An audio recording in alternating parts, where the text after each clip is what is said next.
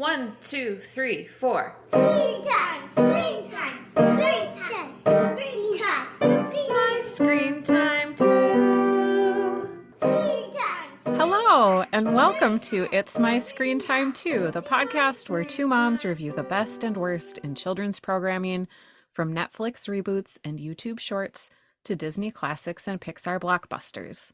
We watch, you listen. Find out what you can tolerate watching for family movie night, what to avoid altogether, and what you'll want to watch alone voluntarily. I'm Deborah.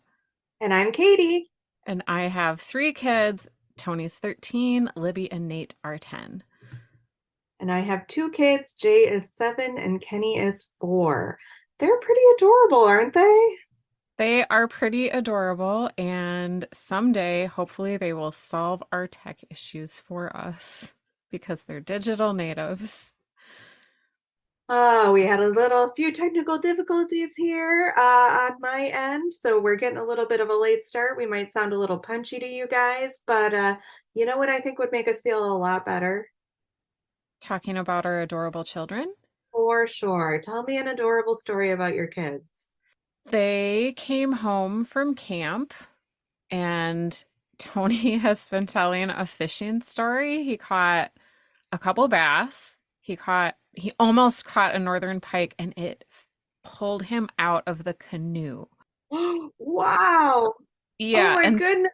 So I've been coaching him on his fish storytelling. And so every time he tells it, which I encourage whenever we see anybody new over the last weekend, and I'm like, how big was it? How big was it again? Because you start out and the fish was 12 inches long, and then it's your entire arm span by the 12th time you've told the story. And so it's been fun to watch his fish tail grow bigger and bigger. I love that so much. How about your kids? What have they been up to? So we are visiting my parents in Wisconsin this week, and they have a pool. And the odd thing is that they have a diving board, which is not super common at pools anymore. Yeah. And Kenny and Jay have been learning how to dive from their swim instructor back home. So Kenny's been practicing his dives off the diving board, and he gets his hands in the correct position. And I'm going to try my best to describe this because I'm aware that podcasting is an audio medium, but he gets his hand in the right position. He bends down, so he looks like a little lowercase n. And he jumps his whole body into the pool in that same position. So he still goes feet first in dive position at the same time. Oh, like a little candy cane. Yeah. It's very cute. And also, how strong are the young? He has not complained about a belly flop once. Oh, good for him. Yeah. Nice. All right, shall we move on to screen time in the news? Beleaguered Pixar. So last week we spent our whole episode talking about the new Pixar movie Elemental. This week we're talking about a different movie, but I did see an insider article dated June 30th with the headline, Pixar sources blame Disney Plus for Elemental box office loss, by Jason Garazio. And it's just nice to have some of the things that we chatted about last week reflected in an article in a major news outlet. Listeners, if you missed our last episode, we talked a little bit about how disappointed Pixar was in the box office numbers, and whether that had to do with the fact that this is kind of more of a niche story, or more of a story about a rom-com that isn't necessarily something that hits with family audiences, or if it goes back to the pandemic and how Pixar started releasing its titles on Disney Plus as opposed to sending them to theaters, and then continued to do so arguably after the point when they could have been sending those movies to theaters. And this article speculates that in fact has hurt Elemental's performance at the box office. The thing about this article that I was super interested to read was that the author said that if you had watched the first 20 minutes of the movie, which was shown in a press screening, you wouldn't have known this was a rom-com at all. And you would have thought it was just a father-daughter story about having immigrant parents and living up to their expectations. which I would argue would have been the more successful story. Hmm. But that's obviously not the direction they went, not the direction the marketing went. So, could the solution be as simple as that? Just like a more effective marketing campaign? I don't know. What did you think of this article? Did it make you rethink any of the things we talked about last week? I buy the part about the confused advertising because we did go into it thinking it was like a romantic comedy. And I also buy the argument that streaming has killed box office revenue to some extent because I've totally done this. Like, we're not going to go see this in the theater because it's going to stream soon. We're not that excited about it. But the funny argument was blaming the executive who got let go because of sexual harassment campaigns and then blaming Pete Docter, who's in charge of Pixar now, for his lack of insistence upon excellence and his kind and gentle manner. Yeah.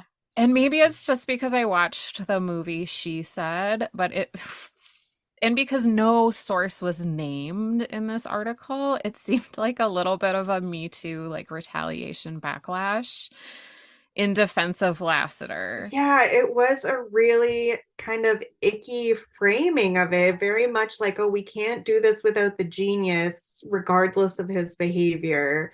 We should overlook it because at least back then we got good Pixar movies. Like, guys, what are we even doing here? Yeah, but I mean, Elemental is objectively a good movie. Yes, but successful, I guess, is the word I should have used. But it was an interesting article to read for sure. Yeah, well, I'm rooting for them. I hope they pull it all together. I hope this kind and gentler Pete Doctor can make it work. Because all things considered, I would prefer it not to be a culture of sexual harassment, but we'll see if these crazy kids can do it. Do you have any follow-up from our last episode? I wrote some things down for follow-up, but I have to tell you something totally crazy that I did yesterday. And Ooh. listeners, you can feel free to blame me. You can feel free to call me a hypocrite. I will accept all of that criticism and probably internalize it, and it will form my being moving forward, but that's fine. I took our entire family. We have 9 family members here right now. We all went to see Indiana Jones and the Dial of Destiny together in the theater, including my 7 and 4-year-olds. Wow. What was the general consensus? That it was good, that it was great. In fact, like way better than I expected. I didn't do any rewatch of any of the other Indiana Joneses because this was not on my radar as something I would be doing. Certainly not with kids. But my 7-year-old loved it. He loved it. Nice. It was just like action-packed and fun. Just what you want an adventure story to be. I wouldn't say it goes outside the bounds of any other violence that he's already seen. Like, he's seen all the Star Wars movies.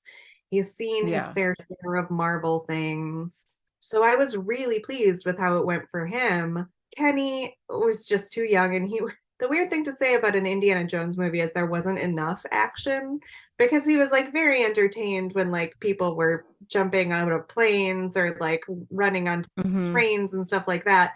But as soon as you had like any amount of exposition in which people were speaking one-on-one to one another, he was like, oh, when is this going to be over? So he gave it, I think in his words, a million thumbs down. Oh. But it was officially the first PG-13 movie I've taken my kids to see in the theaters. Yeah. I don't feel like it scarred either of them irrevocably. Nice. Nice. Jeremy and I also went to see it when our kids were at camp. What did you think? It was fun. Yeah. I liked it. Yeah. Are you an Indiana Jones fan? Like, did you do any rewatching before you went to see it? No, I watched the movies as a kid, but that's been it. Yeah. I just really love Phoebe Waller-Bridge, and I thought her chemistry with Harrison Ford was off the charts. I was really glad to see them working together. Yeah, it was great. Should we talk about our today's topic? Let's do it. Okay, we are reviewing Paws of Fury, The Legend of Hank, which is a computer animated martial arts comedy that premiered in LA on July 10th, 2022. It started streaming earlier this year, 2023, and the movie went through some development hell. It's been on our watch list since 2017. According to Wikipedia, the project was first conceived by producer Yair Landau in 2010 as Blazing Samurai in response to the then recent trend of westernizing Asian films. It had several changes on the production and distribution sides before being even further delayed by COVID. Final animation and even some voice recordings were done at the cast and crew's homes, which is cute. They work at home just like us. Yeah. It was ultimately released by Paramount in the US under the Nickelodeon Movies imprint. The film was directed by Rob Minkoff, who's the creator of Kenny's favorite Rainbow Rangers and the director of the Stuart Little movies, Mark Koitzier and Chris Bailey.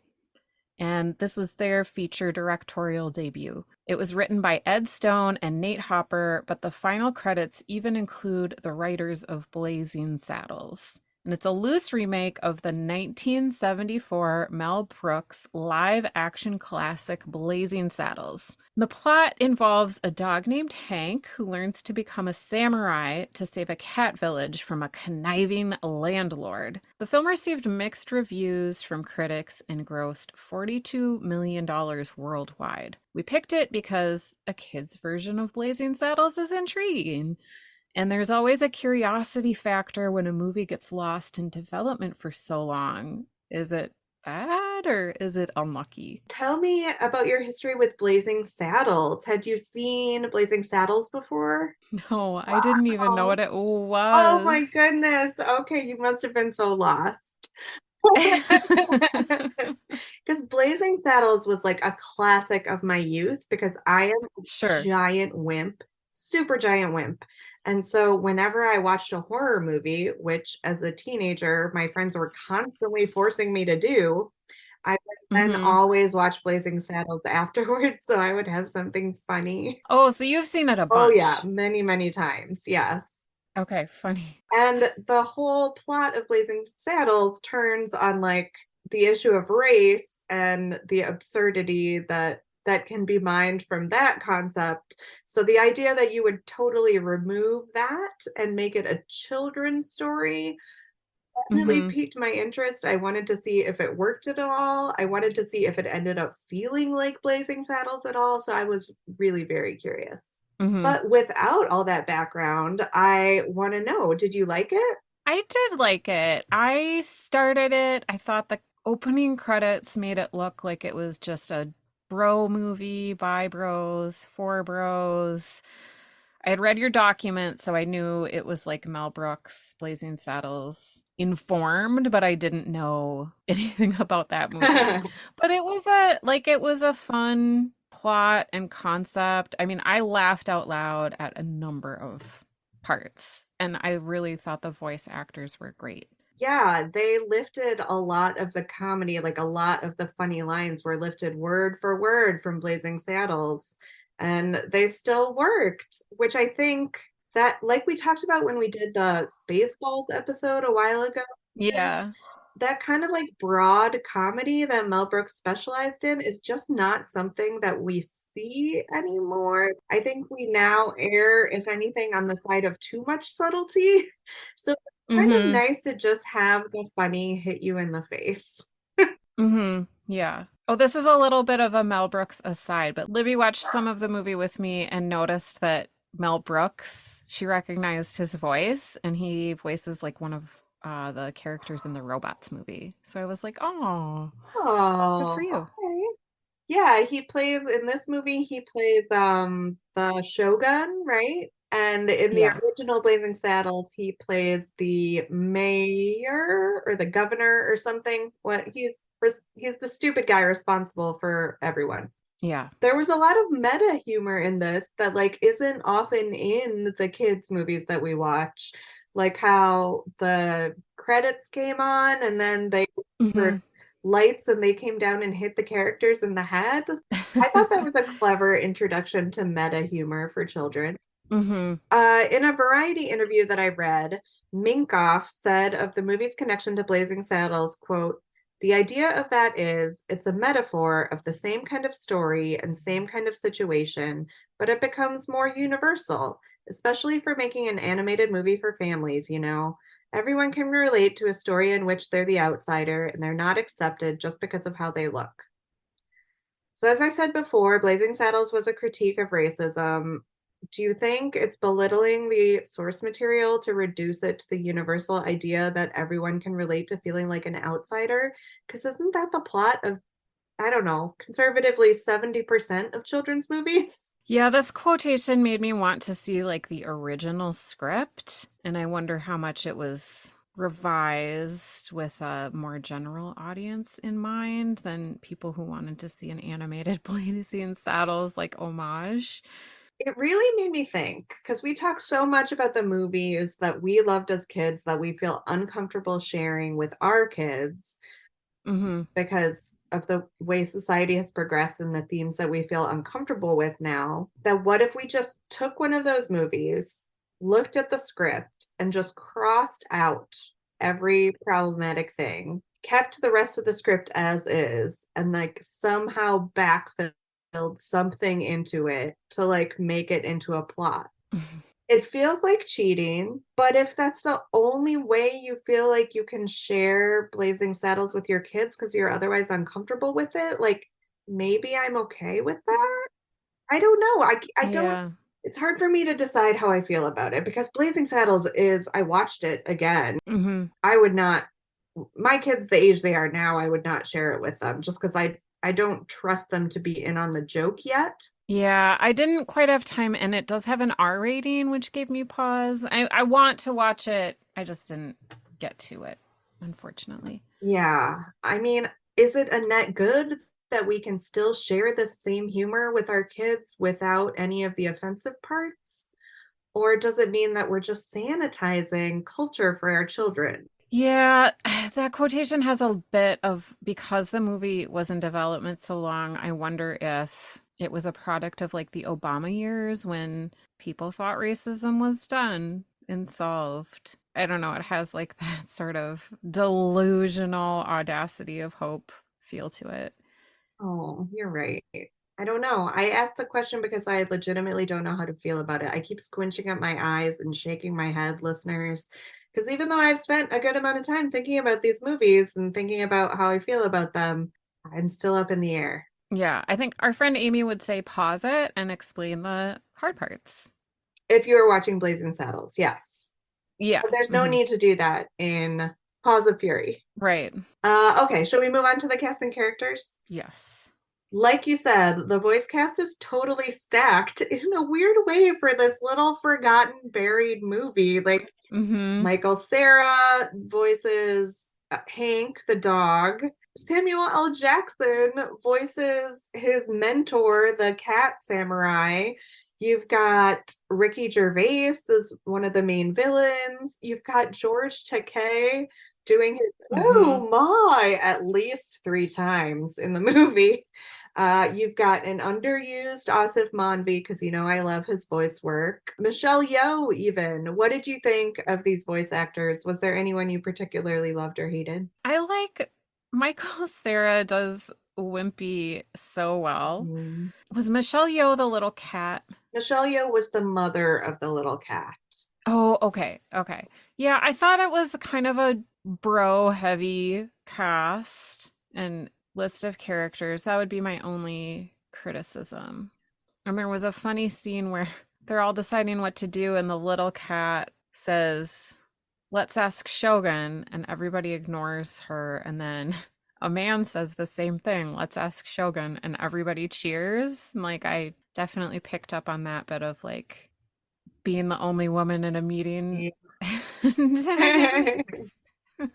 So I think they're aware of it, but the creators didn't write it with any gender diversity in mind. Yeah, they did cut the like major female character from Blazing Saddles. I assume because they couldn't figure out how to introduce her in a way that was appropriate for children. Because in the original, you have Madeline Kahn playing like a German showgirl who Mm. villains pay to seduce the sheriff, Hmm. but then she ends up falling in love with him. And that was a very funny bit. She has a really funny part. So at least the only woman in the movie was hilarious. We didn't even get that. Yeah. I did really love the scenes between Samuel L. Jackson's Jimbo character and Hank, voiced by Michael Cera. Like they were very fun.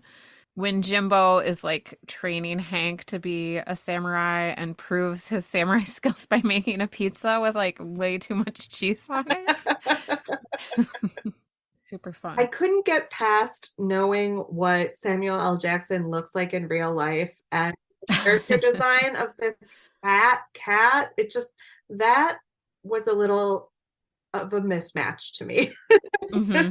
I also wasn't sure if I completely liked, because the character in Blazing Saddles is a drunk, right? Obviously, you can tell because Jimbo is a drunk on catnip, which didn't necessarily work. No, and that's another sort of like uncomfortable to us now, whereas somebody being drunk used to be a gag, and now I feel like audiences are more sensitive, like, oh, that's actually a disease Yeah. and not something to poke fun at. That's another tough one. It's funny that like I'm pulling the one thing out that they didn't sanitize and being like, I don't think they sanitized this enough for me. What about the look of the movie? How did it look to you for spending so long in development? I liked it. I thought the cats were very inventive. The action scenes were very fun and suspenseful. I already mentioned the pizza scene. Is anaphylaxis funny? Uh, That was another one. It's real as borderline. long as it's not followed by death, what am I forgetting? Yeah. When was the anaphylaxis? One of the cats ate like a cat treat that made his face swell up. Oh yeah, that's right. Mungo. No, he's not Mungo in the, what is his name? I don't know. I'm terrible Yeah, at. the giant monster cat. You're right. But it's fun in terms of like what cats look like and how they can personify like the very sleek, skinny, big-eared cat is the villain, and then the heftier, like more orangey tabby cats are like jovial and the nice guys. That's fun to see. Yeah, there were quite a few good cat gags, I thought. Like when you saw the hairdressers, how she was just like grooming the cats with her tongue. Yeah. Or you saw the Zen garden, the sand garden with the rake, but that was also their litter box. Yeah. As a cat lover, I found those little gags to be really funny. Hmm. What about the writing? Is Spaceballs your only Mel Brooks experience?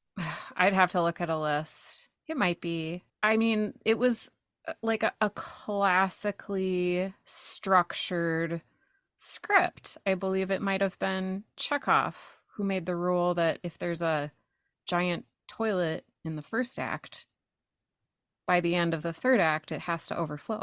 Yes, Chekhov's toilet, of course.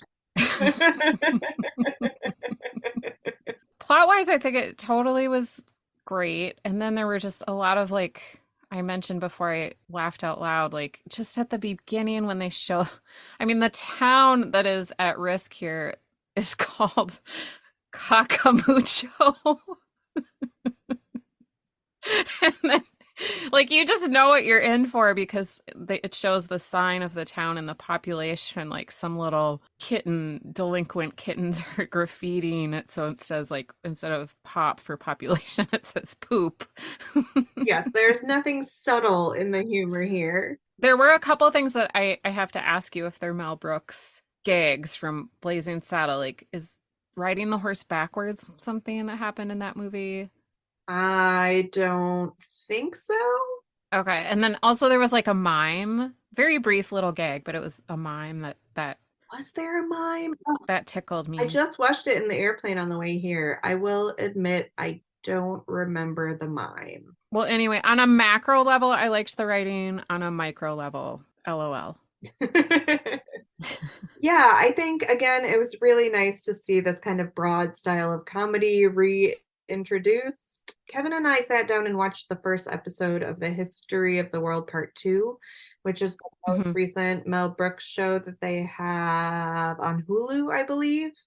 And even that, just the instant it turns on, you're like, oh yeah, this is like a style of humor we just don't see anymore. And it was instantly recognizable. And I thought it shone through just fine in this production for children. Yeah. Thoughts on the music? All right, so you got like a very classic telling you the story before they tell you the story introductory song over the opening Yeah.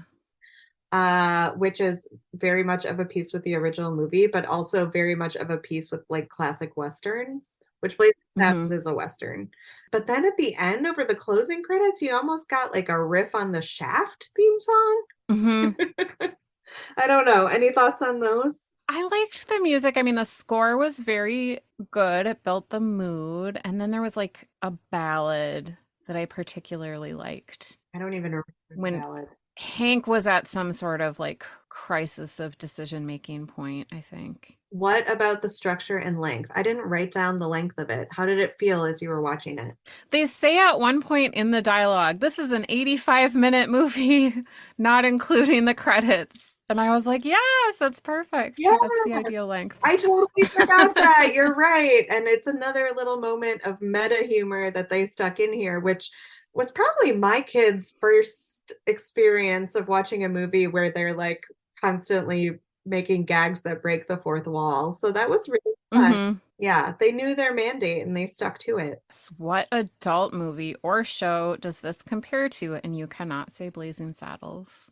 No, it made me think of another movie in which a person of the dominant, can we call it a race?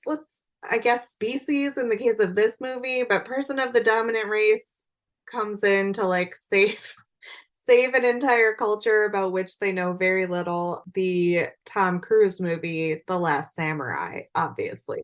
That's a good one. Yeah, totally. That is obviously far more embarrassing than this and far less self-aware, I think. How about you? I was really enjoying the dynamic between Jimbo and Hank and sort of the young apprentice and past his prime expert. And so that made me think of the show Hacks with Gene Smart being like the creaky old expert. And oh gosh, Hannah, I think is the actor's name, who's like the young apprentice. So it made me think of that dynamic, which I love. That's like a movie or a show I would watch over and over again. I never started the second season because I was so embarrassed about what happened at the end of the first season. I didn't want to see how they worked it out. Oh, they're like an episode I can fast forward to, and they've gotten past all that. I think it's okay to go ahead and watch. Oh, I don't like it. I don't like being made that uncomfortable.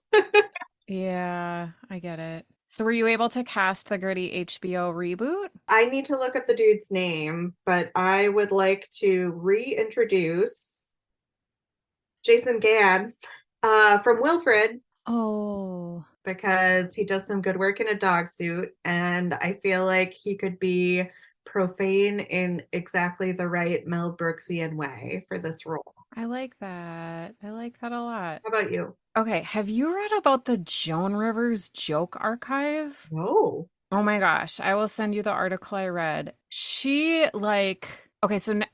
she had like card catalogs of jokes cross-referenced by subject. Oh. Yeah, and she has been deceased for a while, and now her archives are going to some institution. I can't remember where. But I would love to see like a bunch of female and non-binary comedians get tasked with going through the Joan Rivers archive because she's a legend, kind of in the same way that Mel Brooks is a legend of film. And they could make a comedy version of a Meg Wolitzer novel because she tends to write, really heavy novels that are then adapted into very serious dramas. But I think a comedy spin. Could you give me an example? The Wife was one with the Fatal Attraction lady, I think. Okay. But I would want to see like Amy Schumer, Ali Wong, Sarah Sherman, Melissa McCarthy. I like this. A comedy spin on some serious subject matter, goosed by Joan Rivers jokes. I like this.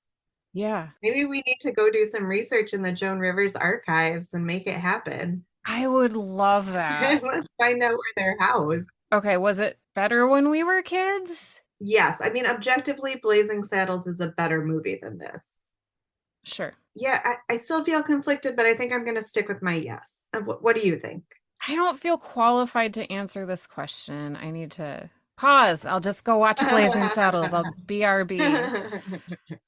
Would you ever watch this alone voluntarily? No, because the one I need to watch alone voluntarily is Blazing Saddles because my kids aren't ready for it yet.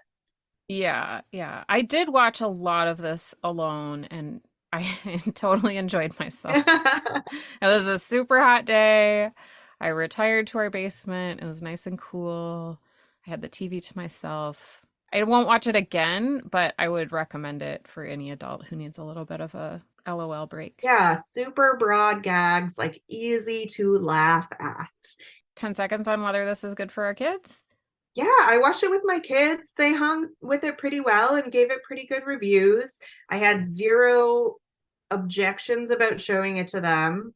So especially as compared with Blazing Saddles, I thought it was really successful. I don't know that it'll make it into a regular rotation, but I think that's mostly just due to a content glut. I think Right. there's definitely a different world in which this VHS tape would get replayed a lot. How about you? Fine and enjoyable for the kids. Ratings? Oh, this is tricky. I mean, it was good. It was fun.